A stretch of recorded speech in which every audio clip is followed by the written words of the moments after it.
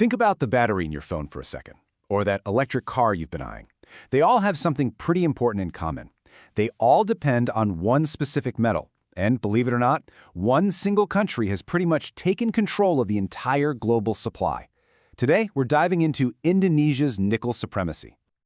Now that might sound like a bold claim, right? A powerhouse? But this isn't just talk. It's the new reality, and it's completely reshaping global supply chains and the future of energy. So yeah, whatever you thought you knew about the mining world, Indonesia is rewriting the rulebook. Okay, a statement that big definitely requires some proof. So let's get right into it. We're going to look at the hard numbers that show just how complete Indonesia's grip on the nickel market really is. So when we use a word like dominant, what does that actually mean? Are we talking about a slight lead here, or is this a full-on market takeover? Let's start by looking at what's still in the ground, the future of nickel. Right now, Indonesia is sitting on 42%. Of all known nickel reserves on the entire planet. I mean, that's nearly half. It gives them this incredible strategic leverage for decades. But hey, that's the future. What about what's happening right now, today? Well, Indonesia's share of what's being produced is even higher. It is a clean 50%. Yep, a perfect half. Just let that sink in. 1 out of every 2 products in the world that uses new nickel, from steel beams to batteries, it starts its journey in Indonesia. And this chart just puts it all into perspective. On one side, you have Indonesia making up that huge 50% slice. And on the other side, well, that's every other producer. Russia, Canada, Australia, all of them combined. So how did this happen so fast? Well, it was no accident. It was a deliberate, high-stakes national strategy. A few years ago, Indonesia banned the export of raw nickel ore, basically forcing companies to build their smelters and processing plants inside the country. It was a massive gamble that totally transformed the industry. So, we've established the how much, and it's a lot. Now let's dig into the what for. Where does all of this nickel actually end up? Let's follow the journey from a simple piece of ore into the technologies that are literally defining our world. You see, the story doesn't end when the ore comes out of the ground. This raw material goes through a really rapid and sophisticated transformation.